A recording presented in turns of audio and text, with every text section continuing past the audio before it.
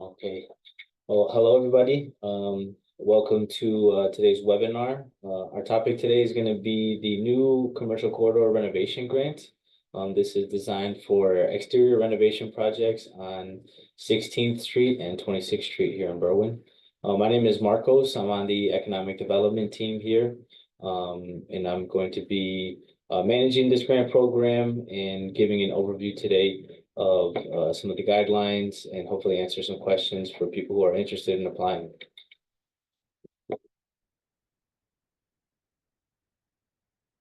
Okay, just quickly to go over the agenda for today, we just want to provide an overview of the program, describe some of the eligibility requirements, go through what's going to be required of the application, and then try to paint a picture of the timeline for what you can expect as an applicant, and then go over any questions and more information. So diving right into it, just to provide a quick overview of this program, there's a pool of $250,000 that was made available from a few years ago. The city of Berwyn settled the lawsuit, settled the suit, not a lawsuit, a suit about a fire that happened at the Berwyn lumber yard years ago, and then that money was given to the BDC to administer, which over time was invested and tripled. So that money was then allocated to create this grant program specifically for the beautification of the community and why we're focusing on exterior renovation projects. And then these corridors were selected because they are very vital to our Berwyn community and the neighborhoods. And these two corridors are also have been traditionally excluded from other incentive programs. So this was a way to be able to bring renovation incentives to different areas of the community that we felt were to be important, right? So to get into the specifics of the program, this is specifically for commercial and mixed-use properties, again, in the 16th Street and 26th Street commercial corridors. The idea is to have these funds cover 50% of exterior renovation projects and for costs that go up to 28,000, right? So to emphasize that this is a reimbursement program where the maximum grant amount would be $10,000 per property, right? And so, as I mentioned, there was a total pool of $250,000, and so we have 25 grants of $10,000 maximum available, and it'll be through the end of this year. So again, covering 50% of exterior renovations cost up to 20,000, right? 50% of 20,000. The maximum grant that could be awarded is $10,000 in the form of a reimbursement, right? So that means that these projects must be approved by us at the BDC before the work starts. So we're not looking to reimburse projects that have already been underway or completed. But the idea is to submit an application and have all the work approved before work gets started, so that then we can all be making sure that things are in accordance with the guidelines and city code. Some examples for projects that would be eligible for this program is awnings, signage, facade improvements, window replacements, and anything to do with rodent abatement. So again, really focusing just on the exterior renovation opportunities. And here on the right side, you see the maps of the commercial corridors. The areas highlighted in blue and green show the commercial areas of 26th and 16th Street. So if you have questions about whether or not you fall within the geographic scope of the program, you can check out these maps, which is on the website, or feel free to get in contact with us so we can clarify. Moving on, we just have some examples of projects that used BDC reimbursement funds. BDC reimbursement funds for in the past. We have somebody joining in right now. So these are projects that are had used TIF funding, tax increment financings, and they're in some of our TIF districts and use a different program, but these are examples of signage projects that could be done under this program here. So you'll see here at Cermak Road, 2 signs were installed, and also here in the Depot District, we had a sign that was installed, and these are examples of projects that could be covered under this project.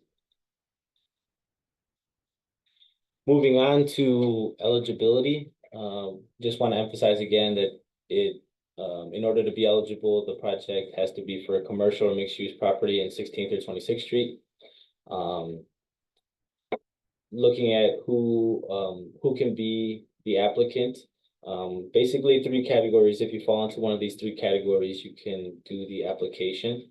The first is if you are the owner of your property and can prove so, then you can go ahead and apply. If you are designated agent of the owner, so if the property owner assigns you, or if you're an employee of the company of the owner, you can also apply on their behalf.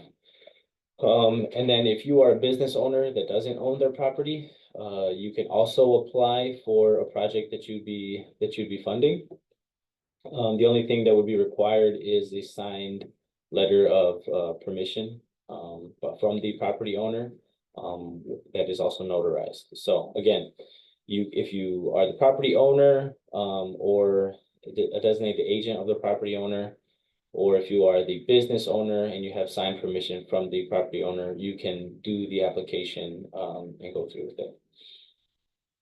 On the right, we have examples of ineligible uses.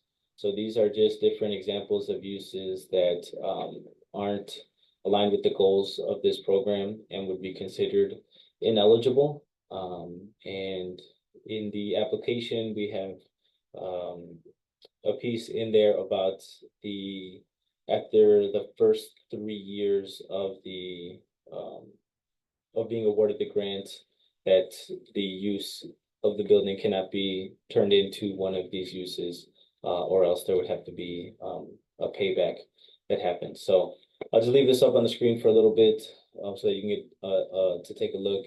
If your business or property has any of these uses, it would be ineligible for this program. Okay, now moving on to the application.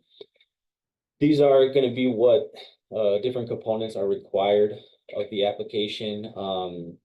There is a section there where the contact information of the owner and or business, whoever will be applying, is required.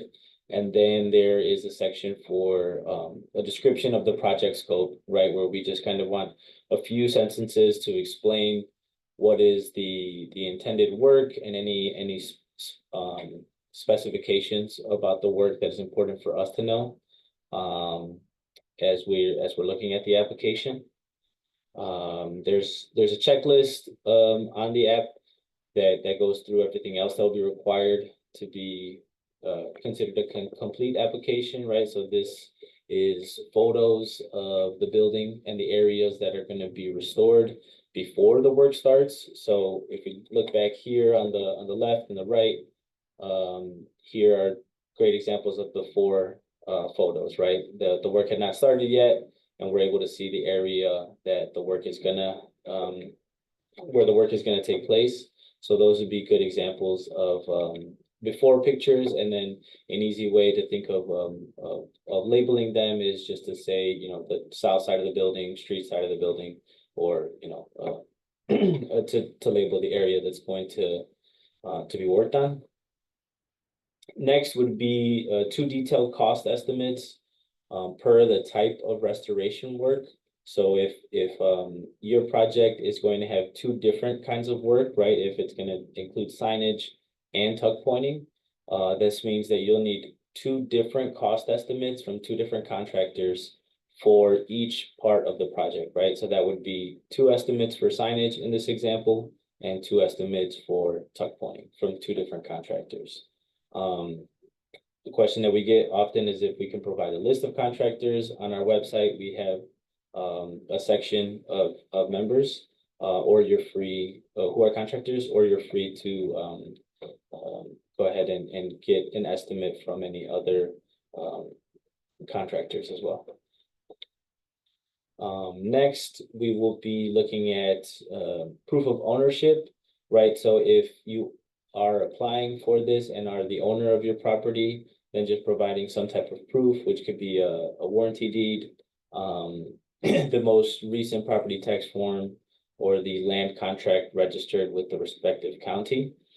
And this, if you are the business owner or the agent who is applying with the permission of the business owner, with the permission of the property owner, then this would need to be provided for who is ever the property owner and has the signed approval to apply on their behalf. Next, we'd also look at proof of financial wherewithal, and this could be in the form of a bank statement, a letter from a lender, unapproved financing. And so this is really because, like I always stated earlier, that this is a reimbursement program. So this is a way for us to be able to be sure that there is enough money in the person's bank account who will be paying for the project upfront, because the project will need to be completed and paid for before there's a reimbursement that's cut. So this is a way that we can go ahead and prove that there is financial wherewithal to pay for the project upfront. And just to clarify that this will be whoever is stating that they are paying for the project and receiving the reimbursement. These are the people that we would need to see some type of proof of financial wherewithal from. Moving on to scale drawings of the proposed project. So this could be if you're getting signage done, getting a rendering done of what the signage would look like with to scale. And the scaling is really important because we need to make sure that it meets city code. So with the measurements is an important aspect of these types of drawings, and also for us to get a visual of the proposed project.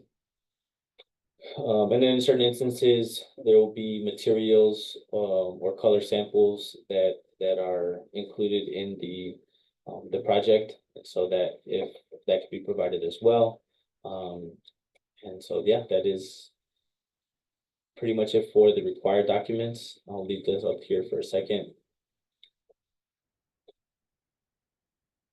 Again, this is something that we work with you, and it is all part of the application step.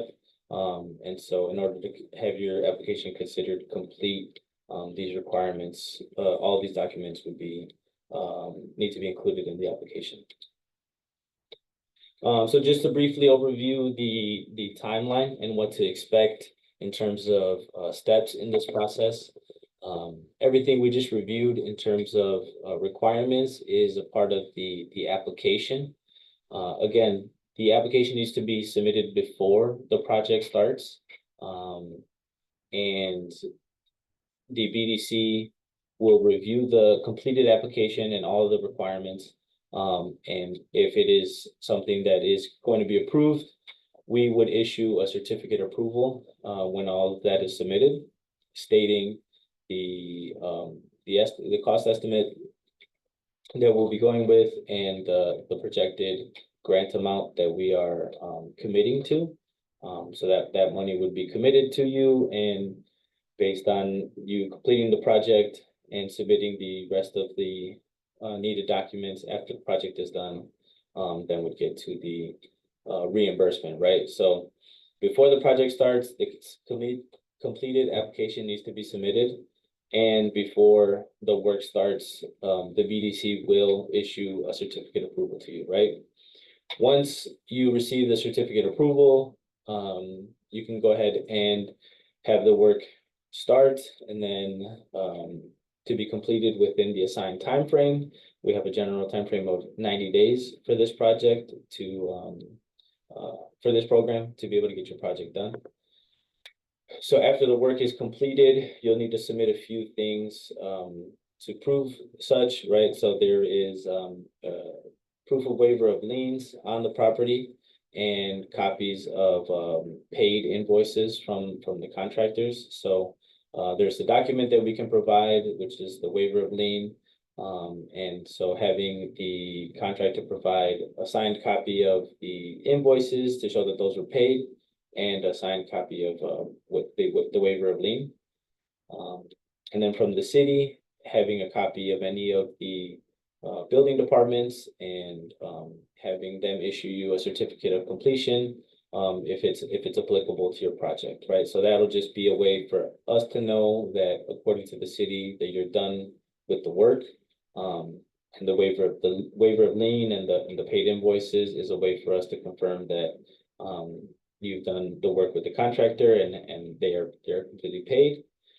And then photos of the completed work, right? So this would be your after photo, right? All the areas that had work done, just submitting photos of those.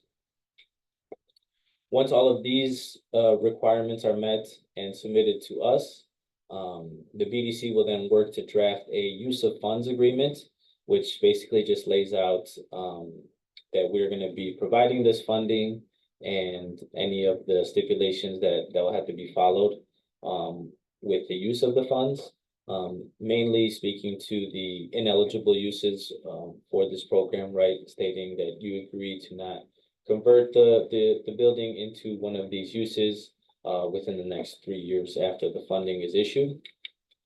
So that agreement will be drafted by us once the work is completed, and we'll have it signed and notarized. And once that happens, the BDC will issue the reimbursement check.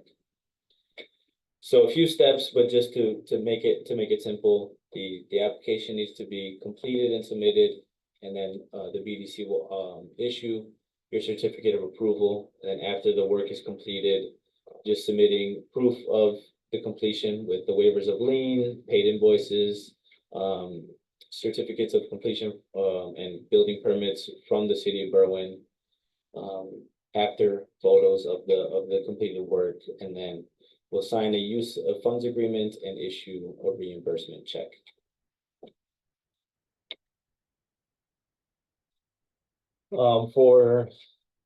That's pretty much the overview of the overall program.